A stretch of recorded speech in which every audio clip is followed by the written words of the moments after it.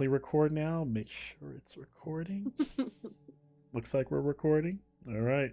Um, we'll have our.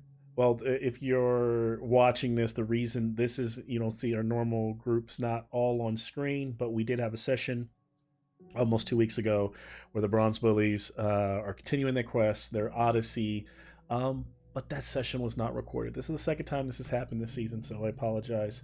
But with that, what we'll go ahead and do is I'll set the stage, I'll recap, but before we jump in, we'll open with our intros.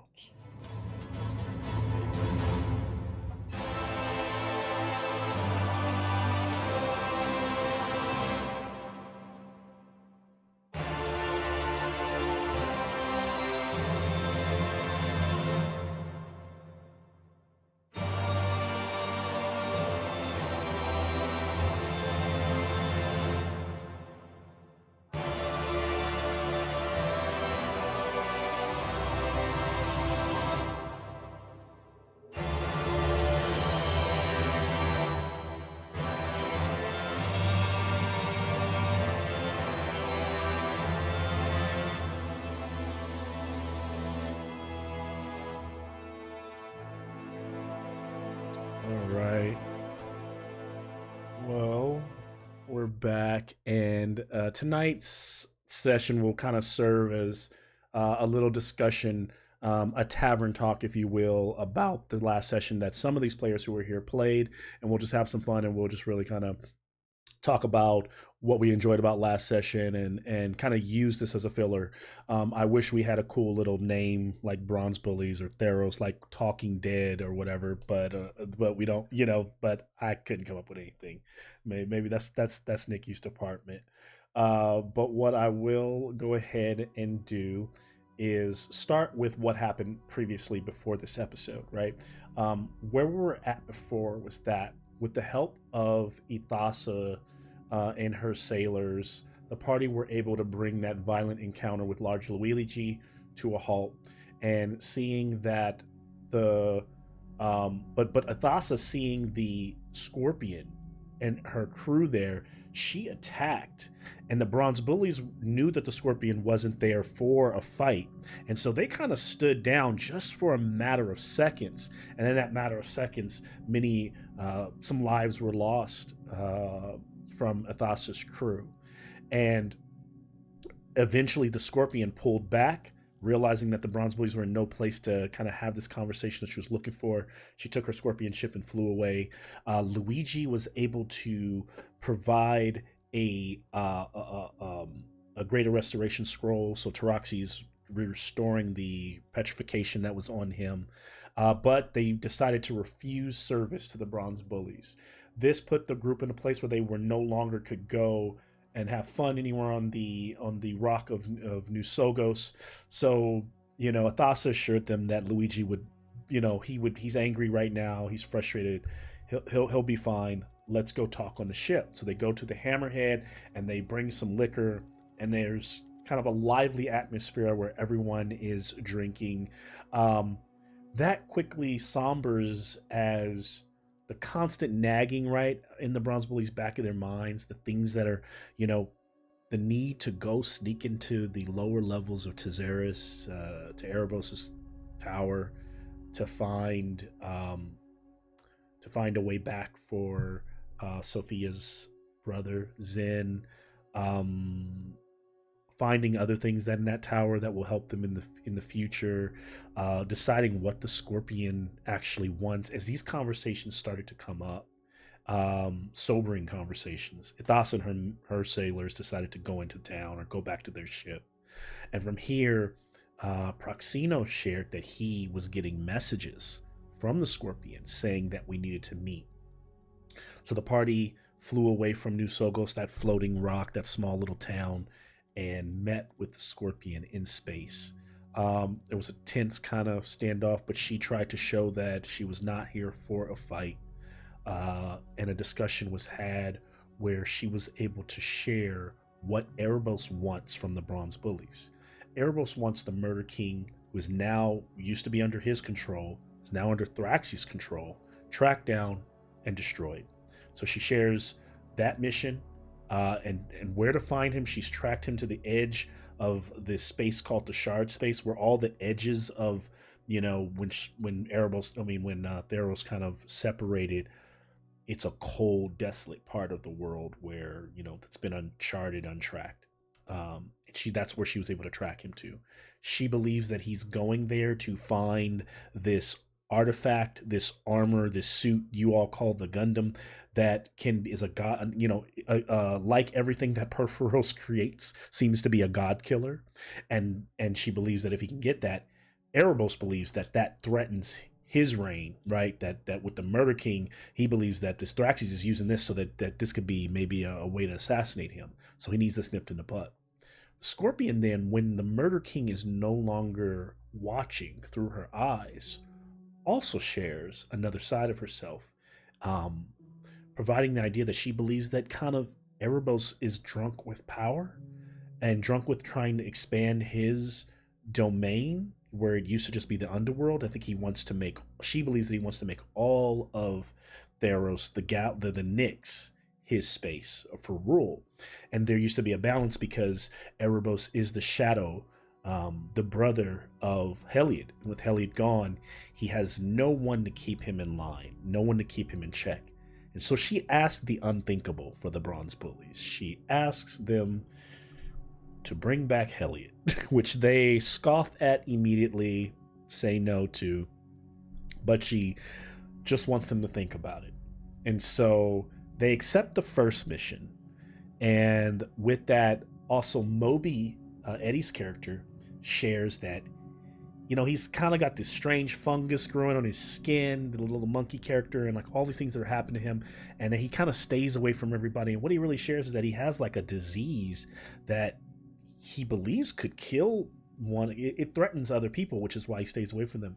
His sister died from this illness, and the illness came on which we now realize is a curse, as under the skin growth around his arm, he was wearing a bracelet, something him and his sister stole. Maybe they were rogues, they stole from a temple.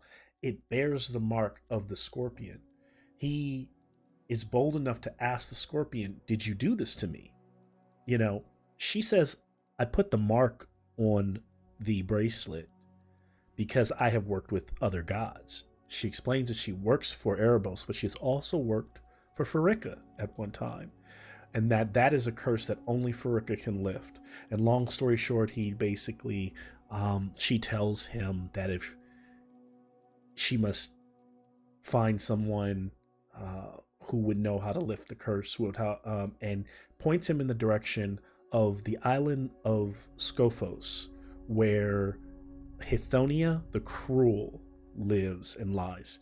She is one who typically barters with souls for a price, and what everyone knows her to be is a legendary Gorgon.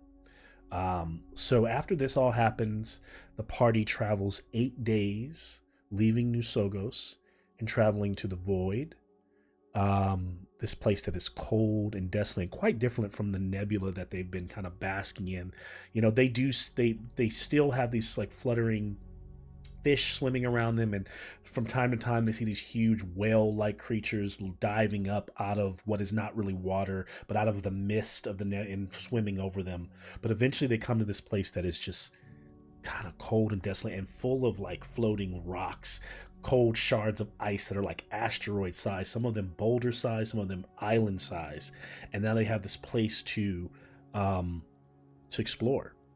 This is where the story opens, and I share everyone that we're hex crawling, and from here the party has to kind of move around and just simply explore the map and find what's there. And I kind of establish some rules for how that exploration is going to take place. From here, what I will break and say, since I've been talking for a while, Nick, Proxino starts things off with a conversation with Sophia. Can you tell us about that conversation? Yes. Bef- right before we entered the shard space, as we were coming close to our destination, Proxynos below deck found a found a time to talk with Sophia alone in private. he shared that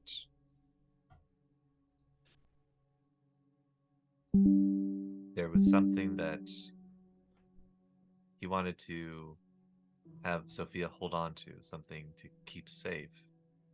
And it was a small pouch, purple, with a few stitches in it, mended from repair, and inside was a feather, and it was a special feather, one that was granted from the phoenix that we defeated a while back in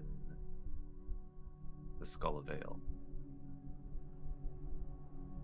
He also told Sophia that he doesn't know when, but it feels like at any moment he could just disappear from the space in front of him, constantly drifting between here and the underworld, it feels like. And lastly, saying that she will know when the time is right to use the feather.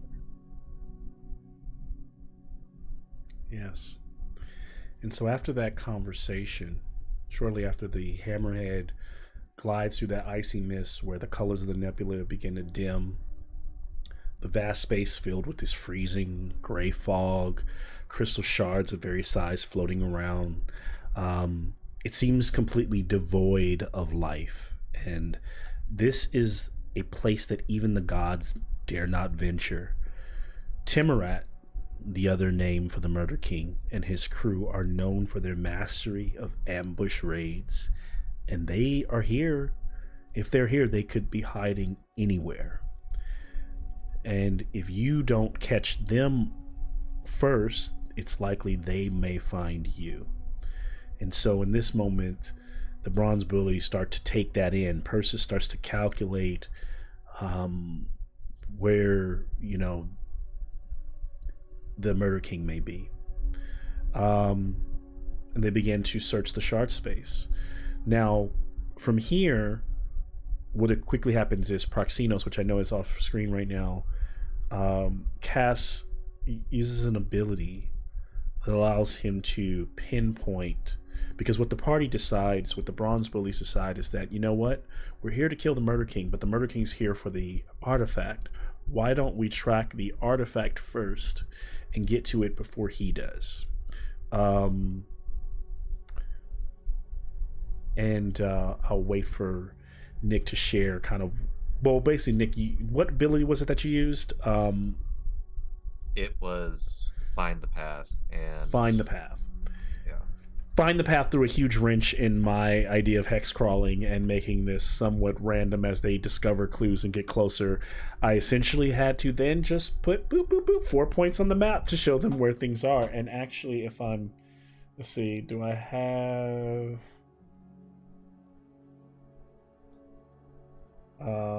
I haven't shared a Legend Keeper here tonight, but what I can do is, for the sake of...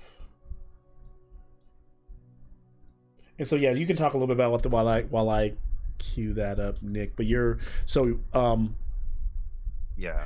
Is there anything that I've maybe missed so far? I'll open up the table for that. On retrospect, reading through the spell, it really shouldn't have worked, knowing that, but knowing that it was in several parts. It was actually because it was needs to be a familiar location. So remember that we kept arguing at the beginning? Yeah. That's what I was arguing. I was like, this shouldn't work. I was like, am I crazy? This shouldn't work because you don't know this location. And you kept saying, I know. I have a piece. We know the location of. We know that the gem is in Pythia, is in Persis' head, and that gem was a part of it. So you were arguing that was a general location to this thing, and I was like, give me an Arcana check. To use it as like to say you were familiar with it, almost like the rules of sending or scrying. Yeah, not quite the rules of find the path. It definitely wouldn't work like that. It would need to be it would need to take some extra steps in order for something like that to work. Yeah, and so that's why I asked for some extra checks, and then I kind of ruled it cool to some things, and then so basically shared that the piece was in several locations, and we went from there. We weren't sure if the result of Find the Path showed us 4 distinct pieces, or if it was like a blip on the map and the piece was moving. So we were debating whether we should go after the biggest, furthest piece, or like 2 pieces that were really close to us. So we kind of were like, we're going to hit all of these on the way to that big piece. And so the way the rules was written, it says that if the piece is moving or whatever it is, then it automatically fails, right? And so because I was also at an impasse, because I was like, this is interesting. If I am playing on this and there are multiple pieces and they think it's one, what happens? Those pieces aren't necessarily moving. So I kind of gave you some leeway there and shared some of the things that I thought they. So what the space does look like is, give me a second. I'm gonna share my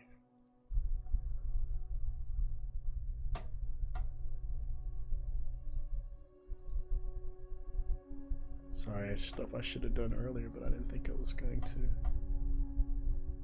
need it necessarily.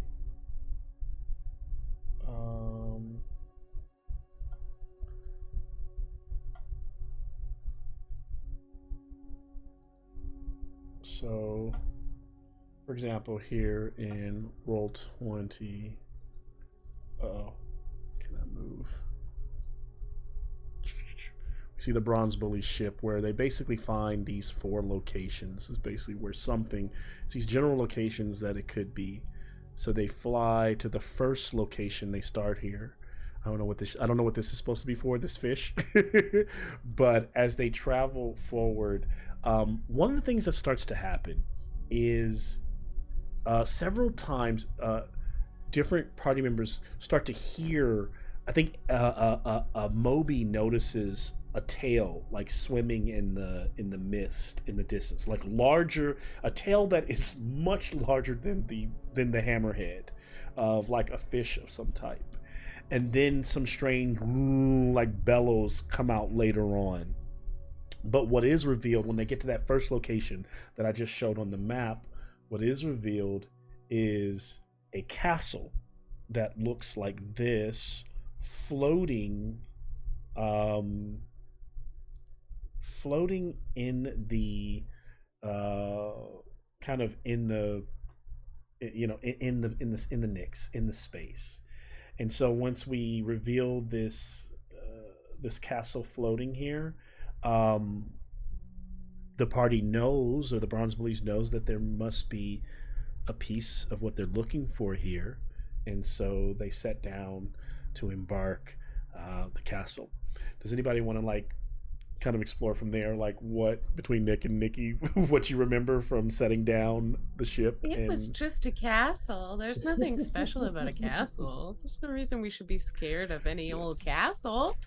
We were very shocked, being from a like Greco-Roman era, seeing that Gothic architecture. The strangeness of it, nothing quite like it. We originally thought that it might have been Erebos's palace. It could have been anything. Yeah. It was just a Gothic, dark castle. We also noted that there were many dead bodies of fallen soldiers and people all around the bottom of the castle. Yeah. All of these bones from a battle that had taken place, and this castle is literally floating on a rock. And of course, this for the party, the Bronze Bullies know as above table now that this is the dreaded Castle Ravenloft that they played in a past campaign. And at the end of that campaign, kind of to do a flashback, it all culminated with them fighting. Strahd was cast off the castle. He was like teleported away. They fought the Orcus, the demon lord, on the top of the castle. And when he was killed, The castle itself was hurtling through a portal. And so that group, not the Bronze Bullies, completely different group, the Feathers, were able to teleport back to their world, back to the material plane, wrap things up, hopefully live life by their means happily ever after. But the castle itself, we never knew where it ended up. And so this is kind of a moment of realization that the castle is here in Theros, floating at the edge. And as Nikki said, that wasn't being recorded, that earlier on they were given very early, maybe when they were like level 5 or 6, they were offered a mission or an adventure to go to the edge of the world, to go to the edge of the sea. And that there was an island there, and that on that island was this structure. Tyrannica, who is the queen of Akros, which Akros is no more, but the people are. Tyrannica's still alive. Dreamed about what happened to her mother, and she said she thought her mother was here. And she asked them to go there and explore. And so I think maybe even for Fitz, she wonders if this is that fortress, is this that place that Tyrannica talked about that was constantly in her dreams. And so they arrive. They embark into the castle. They leave their Acroian guard on the ship along with Pythias. Kai comes along, and they are met. We brought Kai into the castle. They are met by this beautiful foyer, but it's very dark and kind of gothic, and macabre webs everywhere. These huge gargoyle-like dragons in these 4 pillars of the room that look down. They hear this melodious, somber organ, which for them, they don't know what this instrument is, but they hear that sound playing somewhere beyond, deeper off to the one hall that they end up journeying down. They see a goblet float into a room. As they enter the room, it's placed at a feasting table, but everything there is old. The food, the bread is moldy, the fruit is covered in flies, but it does look like a feast happened here long ago. No one is playing this strange instrument with keys and pipes drawn up towards the ceiling, and there are mirrors on that edge of the hall. Huge, beautiful chandelier, but also kind of decrepit and old in this state. They find themselves here. I'll turn it over to you all to kind of explain what you remember from this point. Strange. The strangeness of this structure was added on to the fact that there were statues at the ceiling that depicted dragons. The hallway in front of us lit all these lights, beckoning us to go forward as Yes. the doors at that point shut behind us. Mm-hmm.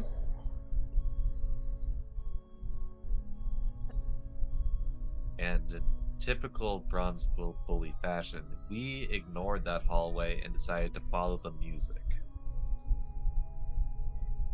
I was intrigued by the music. So Yes.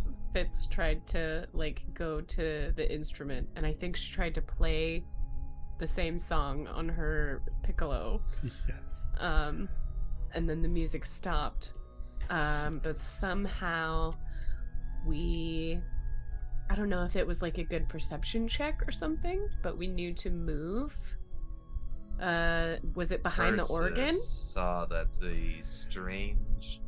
one of the keys that was playing did not make any noises when pushing it down. And the organ moved, revealing a hidden room behind. Mm-hmm. Full of mirrors. A room full of mirrors. Some hanging, some leaning against the wall, some tall, some small. And it was there that Fitz was the first to look into one of the mirrors that was around 4.5, 5 feet, almost a little larger than her. She started to feel drawn towards it. and she was able to overcome these Barely. feelings just barely. And just as she was able to overcome, everyone else had to, looking towards it, find out what's going on with Fitz, also clearly would be in the same gaze. They had to test as they might have glanced at it. And unfortunately, Proxinos walks up to the mirror, touches it, and it ripples like water, kind of shimmers in a magical way, and he just enters. Everybody's watching it happen before anybody can reach in and grab him. The minute he's gone inside the mirror, another man stumbles out, an older man, maybe in his 50s, and disheveled in a floppish kind of a black vest and white kind of fluffy shirt, dressed in a way that you all are not used to, right? He ends up explaining who he is and explaining that he's from the town of Barovia, which you guys are like, what is that? And he looks outside because there are slits in the walls, like arrow slits that allow him to see out and he realizes that he's like, there's just space, so that freaks him out.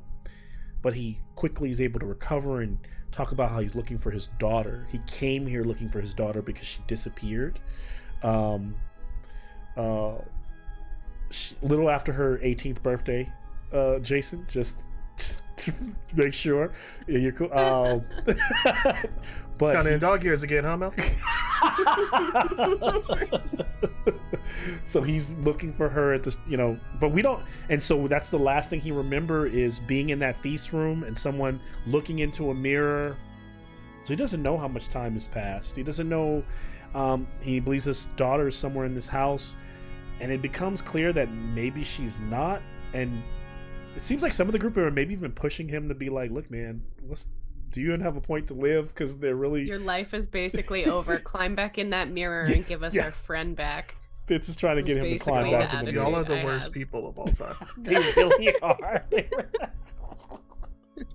They try to get this man to off himself, and I'm like, he's like, can I get back in this mirror? No, not really. But so he... No, he was very upset that we were trying to get him back into the mirror, and was very adamant that he had to find his daughter. And I believe Sophia has scrying capabilities, and she was able to scry and find that the daughter is also in the mirror. So there was another mirror of scrying in the room. Sophia used that mirror to scry where the daughter was. She's in, and it's the reason they found out is because he said he described the space that he was in and how it felt like an eternity he's been there, and it's basically an endless space of mist and fog that he's just wandering aimlessly. He's been wandering aimlessly in. He never comes across anything, no trees, nothing. And then when Sophia scries, she finds the daughter in the same place. Fitz uses Identify. They put a cover over the mirror, and at first they're gonna like walk through the house with it because they're like, we've gotta keep Proxinos with us. Then they decide to leave it in the feast room. And let me know, Jabudin, if I'm wrong in any of this. And then we decided to pull it out of the mirror room and leave it in like that main, either the feast room or like the main entry hall. room, so that we could make a quick getaway. I would also like to say, Fitz also learned that you could break the mirror and everything will just come out of it. Yes, because she cast Identify as a ritual. Yeah, but we decided against doing that at the moment because we still wanted to find the piece of the armor that we're looking for. Yeah. And we were like, what if there's like a big powerful bad guy that's trapped in this mirror? Maybe we should not release everything since we don't know what's in here. There are 12 panels, 12 beings in the mirror. It only releases one because it's whenever it's full, the cells are full, it will release someone. So yes, that's a good point. If there's something, if you're releasing and they're all villagers, maybe it's fine. But if there's something bad in there, but if they're like big bad guys, we don't want a castle full of those. So we figured we could break the mirror on the way out of the castle. Yeah. At some point, while they're in the mirror room, is it Moby again? Who sees this? I want to say it was Persis. Persis, I believe, looks outside and sees like a star next to the ship in the mist, and then realizes the star is an eye looking at the castle or looking in the direction, and then the star moves and disappears, and there's like the bellowing of this beast. So as the party talks, they start to realize there's something out there much bigger than the ship floating in this space in the area. They then decide to go down the hall through the room that had the mirrors, basically, because now they have the secret tunnel, the secret compartment, and they use that to travel to an upstairs room. They go down that hall, they make a left, and they go upstairs, and it exits into this grand open. Renee's over here like, fuck, just like into this open room where it looks like a kind of like a. I wouldn't call it, almost like a mini courtyard, because there's a lot of skylights. It still has a ceiling, but it feels like a courtyard. It feels like a place where people would like feast, or and there's 2 double doors at the end of it. And if I'm guessing without looking at the map, it's probably like 50 by like 60 feet. And there's a chair, which is like a throne on a dais in not at the center, but like, you know, towards.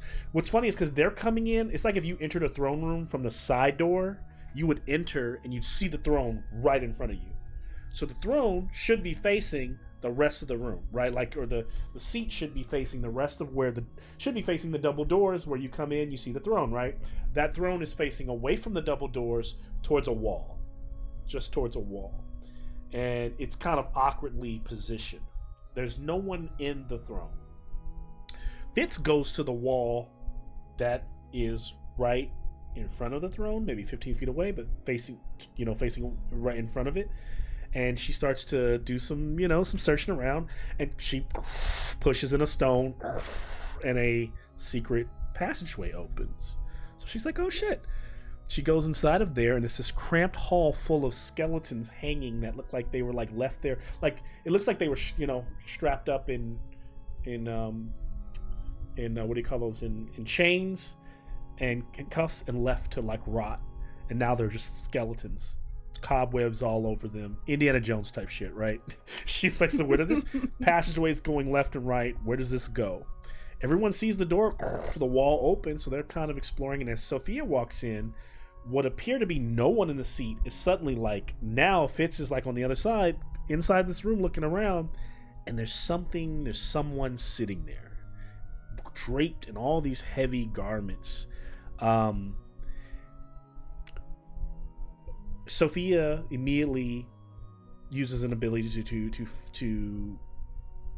detect undead, uses their divinity to detect undead in the room, and detects undead all under the floorboards, and detects something undead and dark, fiendish, standing behind the figure that is seated.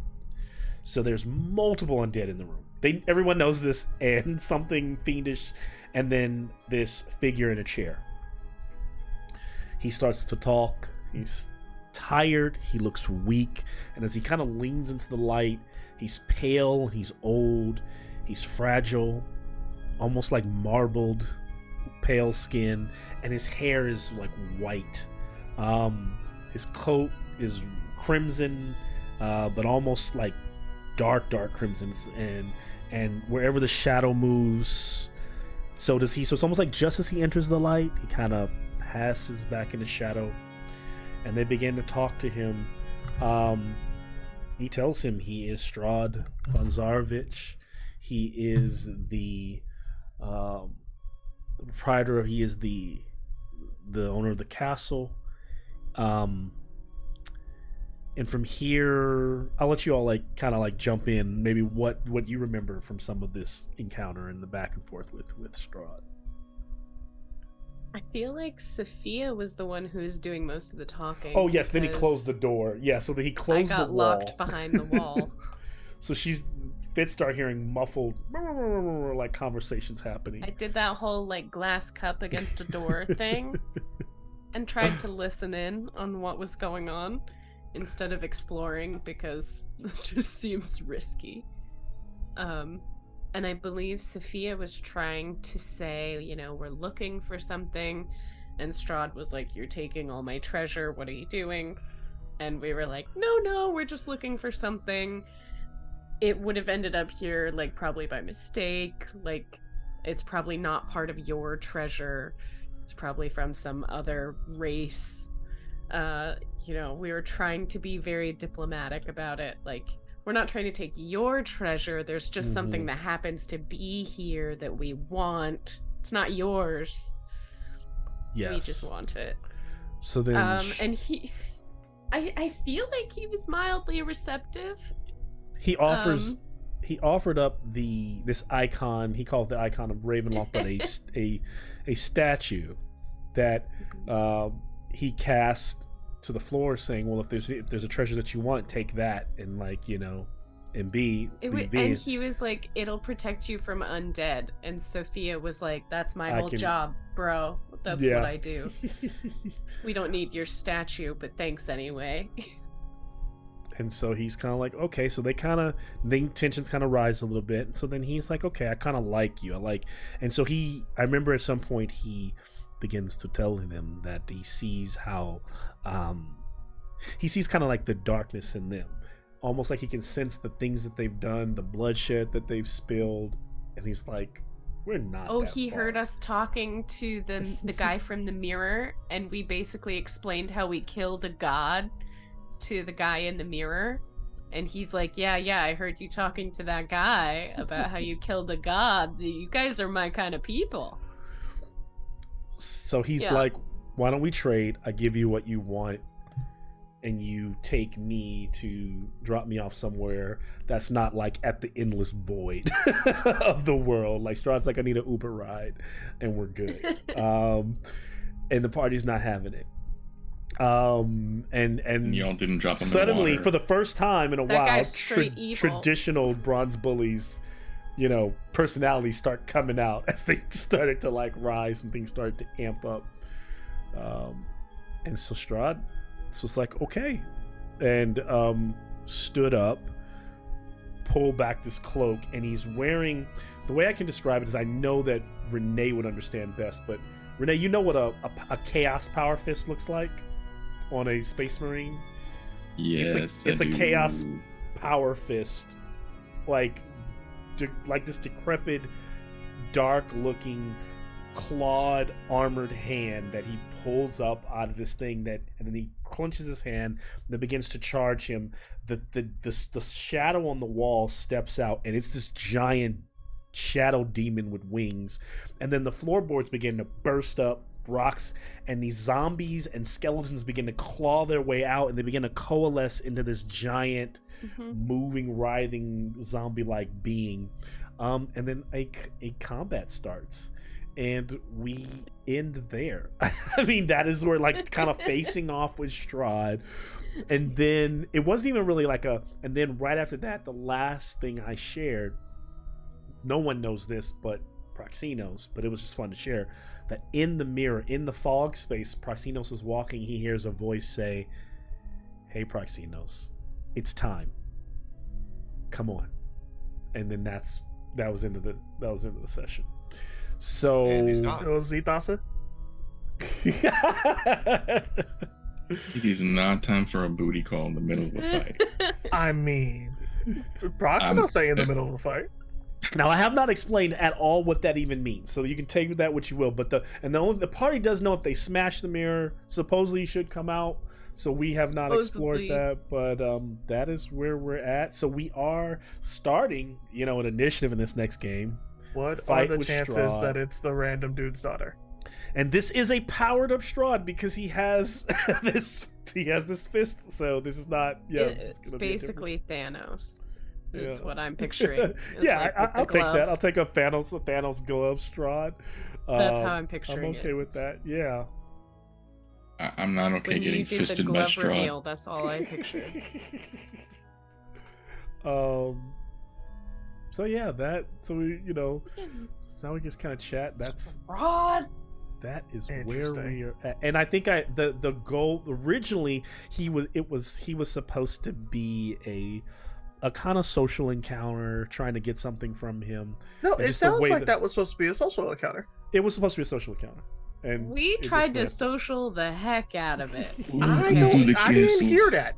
I There didn't were hear some social more the heck out ways. of They that. just chose the. They were just like, as soon as he said, "I want something from you," because I think there It was felt- a path, but they were just like, "Nah, you're evil." And now the Bronze Bullies came out, like, and it was like, okay, I was like, I'm fine with that. Yo, we could have dropped If him we- off at the Minotaur house. It would have been nice and easy. No.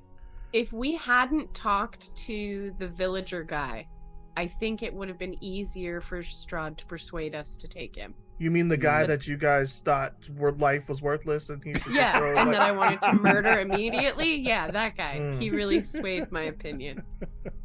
Yeah. My real question is, where's Kai? With, With him. us? In the Like room. where with you? Oh, Like behind the door, somewhere. With, Say- probably in- probably with me. I would imagine. so that Kai if I also got- is hanging out in a secret room No, behind the no, throne. because I was released from the room, so now we are all in one room. Mm. I just got released after the social interactions, so you couldn't use my sick ass plus 14 persuasion. So it Okay. probably looks kind Yeah. of like this, but more with a clawed hand, and it's huge. So it's kind of like this. Okay. And so what they used to Yeah, look a that's what lot I bigger, figured. but it's kind of like, yeah, it's like this big gauntlet on his arm. Very Uh, Thanos Very inspired. Thanos. Yeah, so you're on the right track. Just yeah. Okay. That's at least the way I saw it, but a little like more clawed tips. You know, it has those clawed tips. I Yeah. definitely heard a T and not a P the first time. I'm gonna go ahead and just assume that I heard that wrong. I mean, everything is dangerous in Madonna Ravenloft, era. so you know, it's gonna be a lot of apologizing to Nikki's mom. Yeah. A lot of fist jokes. Clawed tips. Hey, I mean, I ain't putting nothing past you, my guy. That's a Japanese anime. That's a Japanese monster right there. That's Yeah. Yeah. it is. That's some more chord right there. yeah. We had a guy right there to that monster.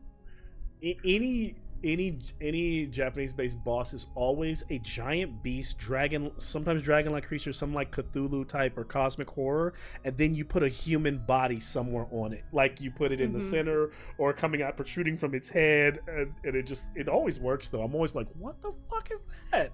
Yeah. Like, what am I supposed to do with that? You know, I love that stuff. What was that movie y'all made me watch? The Ritual or whatever it was? Yeah, That's probably Oh, my favorite human body part monster. My favorite. It's so good. It's so good. Yeah, that's the one you wouldn't like, Nikki, but it's Nikki, cool. it's not that bad. Just watch the Yeah. stills. Yeah. The problem is when it starts moving. As I'll long just as it's listen not to your moving. commentary. And it's Yeah. a practical. It's a 100%. practically made monster. There's some CGI, but some shots are practical, and those practical shots are just amazing. Yeah. It looks like a deer with antlers. Uh-huh. Ooh. And it looks like a giant. It kind of reminds me of something like out of Princess Mononoke or Here's Colin, and it Mhm. kind of has this like big grand beast. But because it's mostly in And then shadows, it's you don't not. see it. And then when it comes out of the shadows, at one point there's enough light on it, you realize those antlers are like human body parts, like and the Ah. head almost looks like someone upside down. And so where the maw is, there are these two things hanging down that look like they're like tusks, but you realize they're hands. So at one Ugh. point, the guy's hiding in a lodge cabin in the woods, and this human's hands grab the door, and the head's hair is hanging out, and it's the creature's head, but it's an upside down person. Ugh. It's so hard to describe, but when you see it, it's That's like Yeah. that sounds monster- like nightmare. That was a fuel. real accurate description. nightmare. it was fuel. also it was also the first creature like we fought in our first Morkborg game. Yes, that oh was. god. And Malcolm ran. That was just we're just like okay. My And I think favorite everybody had just finished watching that too, Oh my god. because it was like the beginning of quarantine. So it was just like, hey, anybody seen this movie? And Malcolm was Is that like, how oh it yeah, spread? yeah, It's COVID's fault. God damn yeah, it. pretty much. It looks like this. There we go. Oh god. Yeah, as long as you get Yes. stills, you're okay. Yeah, if you get stills, you'll be fine. But yeah, from a distance, it looks like that. But like You realize those antlers? Those Those are all antlers just are people? legs, and that's a person's It's arms. hands and legs. I Yeah. was excited. I thought it was like a tree ant. It's a I was like, Oh, this is God. friend. Merry and Pippin are going to war with this guy. It's gonna be all right. There's so much about this creature. It's one of the and then and Yes, those two that hands thing. look in the doorway, and it's got like two yellow Oh. eyes, and you're like, oh my gosh, I have to go watch. No, watch thank that. Not okay. By That's the not way, okay hello at there, all. Colin. Welcome. Oh. Welcome. Welcome to the party. What's with the menacing welcome? 1 second, I'll be right back. We heard what Well, they did, or it's if you all were your part of fault, that party. It's my fault? All your fault.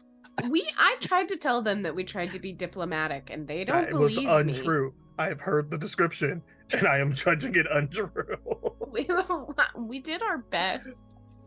That would be a And- Mythbusters busted. No, Do I do you feel like- believe that if all of you had been there, Yes, you I wouldn't do. have attacked Strahd? I do believe that. I think we would dump My him in character like, never a lake or attacks something. first. bullshit. It's true. Someone would have said something snarky, and then Mm. Strahd would have flung him across the room. It would not Yeah. have happened. Telmoon would have been like, yo, you need an Uber ride. Come work this ballista, and we can figure this out. When was the last time that Telmun was respectful to anyone? We missing. Yeah. I'm respectful until people stop deserving respect. When did Strahd start deserving respect? He offered. He offered treasure. He was trying to help y'all. He He dumped a offered statue that we trade. weren't looking for. It's like, oh, you're looking for this thing? This is what you're looking for. No, what is this shitty statue? I But don't want he that. didn't say, "Take this or die." That was just that was part of a negotiation. It was first steps of negotiation, right? Like, See? they were like, it was like I step- feel like Telmoon Uh-uh. would not have pulled out his rapier for that. I don't know.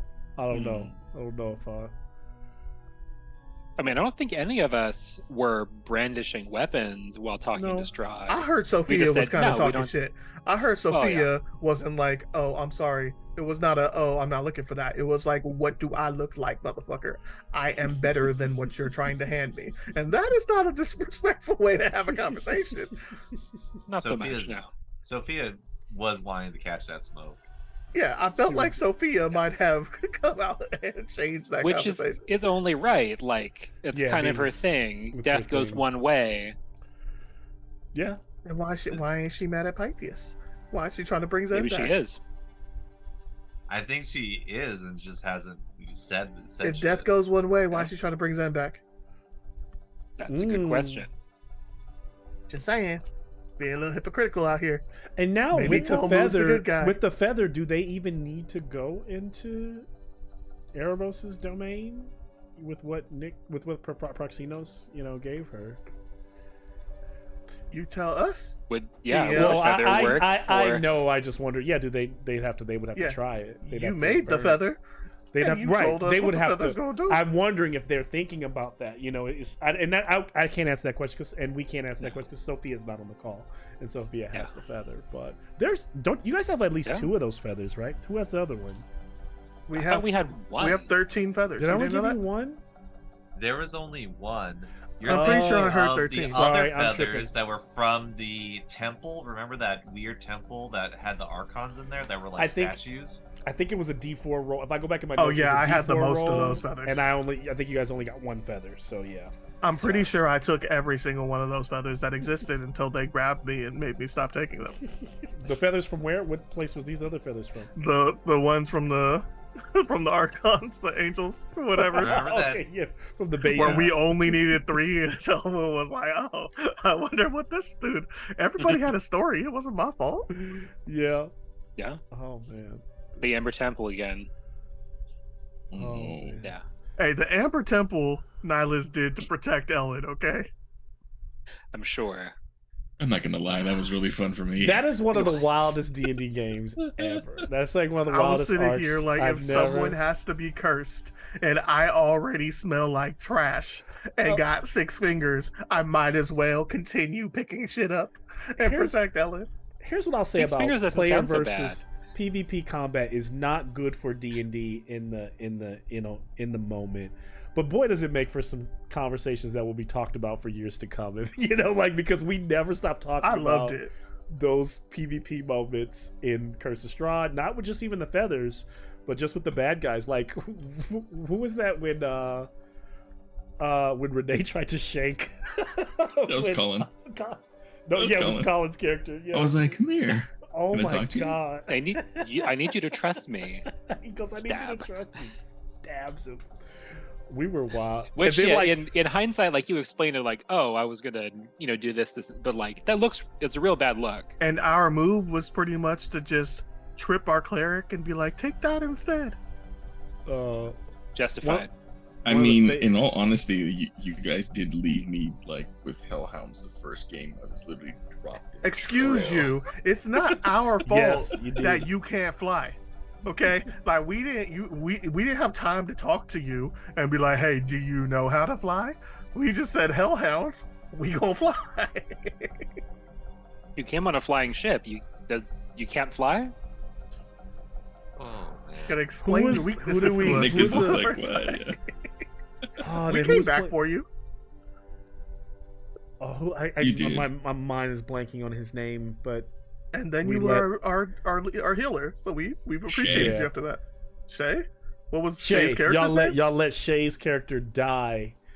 That was one of the most memorable in my mind. I have memorable moments where like I feel like Which I can time? see that moment of when you let the vampires eat Shay's character. Oh and then yeah, I remember Troy. You never give me a choice. And then Troy was like, Troy's that big barbarian dude, and he just goes, instead of saving It was Shay, he Garrick. just turns and Garrick walks up the stairs, and that's a cinematic moment for me. It's this big barbarian with his huge axe walking up a staircase while vampires tear his party member apart, and he said does nothing to stop But well, it. then remember, remember- Garrick was under a curse, right? Like he thought all female Yeah. spellcasters were the witch that he was trying to kill. And then remember, I pissed him off, and then he ripped me in half. Same. I think it was the next game Yep. Yeah, because upstairs. I had Wow. to because I had to sacrifice somebody, and then somebody had to kill me. and So then the you deal can't- was, yeah. So I pissed, and he's just like, "Don't do this," and I'm like, "Sorry, man, gotta do it." And then he ripped me in half. I was like, "Okay." Oh man, such a violent, bloody good time in that game. I just wanted friends. That's all I wanted. I wanted somebody who would accept me for me. Was that too much to ask from a Star campaign? Great moment. Probably. My other moment Yeah. is Yeah, That's good stuff we in had that. we definitely had some nice brutality moments in that campaign, which is what the campaign's meant for. yeah. Oh, Big shocker was when Colin stayed in Ravenloft. That was a big one. When y'all walked to the mist, that's good one. Strahd Castle episode, just chilling in Strahd's Castle, getting the Yeah. cosmetic surgery was awesome. Oh, the shopping. The shopping. No was anesthetic awesome. surgery. Yeah. I don't think that's ever going to happen again, and like I doubt I'll ever have another Strahd shopping episode in Castle Ravenloft. That's a one of a kind episode. I mean, this was our shot, but y'all decided to get rowdy. I mean, but there were so many great like moments from there. Even before I was playing, like I remember, like because it was like watching you guys play was so much fun for me as Yeah. being an outsider. And I was just like, my wife was just like, "Why are you crying?" I'm like, "They just beat each Yeah, other, and these 'cause- people die." Renee, you were actually watching the episodes. You were actually one of those Yeah. few folks that were watching the show and was like, "How can I get into the game? Yeah. Is there a chance to get?" I into was this like, game at I'm some like, I would point?" love to play it at any point. And then the funny thing is I think one of the first ones that you ever put up, was one of the first ones I was watching that I started watching was you're actually talking about the Alien game, and you're like, and we have this player who was using like the chat, and I was like, hey, that was me. That was you. Yep. Because I just caught. I mean, I'm pretty sure Sherelle's still pissed at me because I just caused so much chaos, like between her and Jeremy. Like it was so much fun. You're notorious for that Alien game for causing all that trouble because I didn't even know you were causing the trouble, and I was like, because there's a moment I am like shocked, like what's happening here? How does Cheryl? Because you're saying like Cheryl just pulls a gun on Jeremy and she's like, "Freeze! You're with Wayland Yutani and da da da da." And I'm like, how does she know this information? It's because Renee's been feeding. He's been playing both people. Well, Malcolm was like, "Feel free to chat. chat, guys," and I was just like, Yeah, I had no clue. And I was like, oh shit. Now and then I saw it and it was like in my mind, I'm like in the hall. She's got a gun on Jeremy. Jeremy's hands are up, trying to talk it down. You're in the back. You're the one that's actually been playing them all. And I was like, the alien strikes now. It like grabbed Jeremy and pulled him up through the vents and dragged him down the hall. But that was great. Good stuff. It was fun. "Hey, I saved." Well, I saved Deborah. Were you also the one, my friend Alan, who played for the first time, where you set the machine to tear him apart? Was that somebody else different who played somebody else was No. diabolical. That was. That Whoever sounds like played an Aaron move. whoever played the android in that second Alien game. Yeah, I think that was Aaron. Wasn't that That Aaron? was Aaron. Aaron, At the very end, he put somebody in the medical thing. he and put then him in the said it to medical Sarah. thing. It was Aaron. Yeah, that was Aaron. That was Aaron. Aaron dismembered, and Alan had never played. That's like Alan's first role play game. He's like, this is dark. Yeah. Alan was like, "No, I'm good." Yeah, It's no, not I guess I think. TTRPGs. It's us. We're the fucked up ones. I mean, come on, Malcolm. I've already said it. Like our good times are when we were playing Morkborg. Like those are the Yeah. happiest. Like I'd sleep so well. Like we're just weird good like that. But we Speak for definitely have problems. yourself. Good grief. Hey, that one where you all played was really fun when Richard was there and Brianna. That was a good one. showed That up. was a fun one. Yeah, That was fun. Yeah, that was Especially the great. end. Oh, the ending was so good, ripping his head off. And of course, yeah, and you caused a bunch of mayhem at the end of there too, because I think it wasn't going to happen for a second. I was like, I kind of like, We were supposed to get out of there with one death, and we ended up with 3. Yep. Mhm. Yeah, because Richard was like, "Peace." Like, I'm taking my gold, and I think Nikki too. Yeah, no. I learned from my first Mork Bork. If you get a happy ending, you played the game wrong. So if you get a happy ending, get the fuck out. I got my happy ending. I tossed that jester out that window. I told him, I'm like, "Hey." Honestly, though, if it helps, if it gives you any solace, Nikki, we talk about that first game all the time, Henry and I, about how like that was not how that game should have gone. Because like I was like, Henry, you did not. traumatized. I was watching Henry that game. has- I was watching Henry that game, has- and I was like, this game is fucked up, and Henry does not care. Henry is. He was so all about it, and I was like, I think at the end my character was like hiding under the bed of the person we were sent in there to rescue. Everyone else is dead. Yeah. The sole survivor. And That I'm is like- like Seriously, that that game was is the like worst Henry's Mork Mona game. Lisa. Like Yeah. that is. He's never that is the gone game, that yeah. dark again. The game I was mean, always a little lighter after that. I but should feel honored, but I'm just I'm just a little traumatized. You got like the crazy Saw stuff with us, version but, of yeah. Mork that we even though he got us He got us at the end. he got Yeah. me to kill. That was rough. He got me to kill Renee, and like we were like this the whole game, and then I was just like, I thought maybe if I he killed got him, you I to was. kill Renee, or Renee Well, got himself killed. I Yeah. thought that if I killed Renee, the god was gonna like let us go and like let us live or something. I thought that that's what we were being asked Yeah. to do, is sacrifice someone, and so I felt like me sacrificing him, and I had followed him for so long, that was the best choice. And then after I did it and it didn't work, then I offed myself, and 'Cause then I had Eric was told- the only one who lived. Yeah, because I told Eric and Malcolm, Again? like, you guys got to destroy. Yep. Well, because we were the last 3. So of everybody who played, like, we were the last 3. We were the that last 3 to play. Stuck with it. Yeah, just stuck And it out. sometimes it was only Mal and I that were playing. Sometimes, yeah. Isn't that the second time Eric survived a TBK from Mork? Just walked That's away. wild. I think Yeah. so. He survived the first one, and he's played that same character Yeah. almost all the way through. Yeah. The wildest episodes where we woke up with weapons nailed to our hands and then had to run the gauntlet. That shit was wild. That was funny. There was a lot of those games were traumatic. There was a lot. I was like, this shit is out of control. those crow people that were coming after us. Those I completely blame Again. it all on my Catholic school upbringing. Like was, the it's just torments like- and pain. It's just like it's easy to think about. it was because I think Henry has a way of making the world feel so dark that there is absolutely no way out. Like you really Yeah. feel like there is absolutely no hope in this It's situation. inescapable. And there was a lot of those moments, and then at the end he kind of gave us a glimmer of hope, and then was like, "Nah, Yeah. y'all done died." But we felt that we were like, that was great, good stuff, you know. Now we out here at Disneyland with Cyborg. Yeah. Jeez. Partying with psychotic stuffed animals. Oh, Cyborg is God. wild. Cyborg is To me, wild. you are the psychotic stuffed animal. What are you talking about? you Partying are. with psychotic stuffed animal? That's you. God. It sure is. I mean, but that's the thing that I love. Like all of these different games with everybody who runs or stuff. Like Richard was running us through Blades, and that was just getting psycho and awesome. And then Henry was doing Mordborg and now Cyborg, and then Mel, you run us through everything else. I miss But I running mean- all that stuff. Yeah. I mean, Tails though, like that's one thing. Like I kind of feel bad when I miss a Theros game, but I would feel even worse if I missed a Tails. I have not missed a Tails. Yeah. Like, I don't care what we'll not like. Nope, Daddy's Day. I'm trying to get us to a I don't want to, because I don't want Tails to overstay its welcome.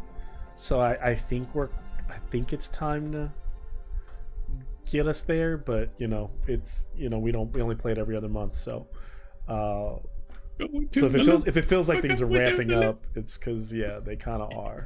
So I think all of these campaigns are in their closing, they're in their third act for sure.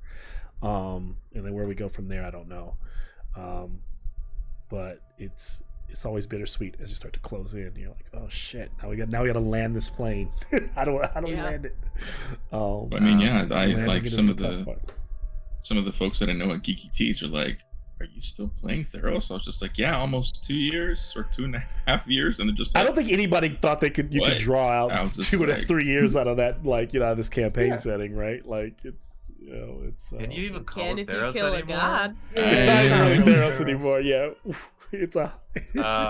Yeah, I was also wanting to ask you about like what we're going to do about current situation, because Proximus is out at the current Yeah, moment. we have I to don't have a know We're how just to- gonna put the mirror in the bag of holding. It's fine. It won't fit. We already tried. And throw the bag of holding in the mirror. It's too big. I mean, either way, they would blow up. I'm said never to- letting you touch the bag of holding again. I mean, Respectfully. technically, scrying should have worked inside of that mirror. But I won't let that slide.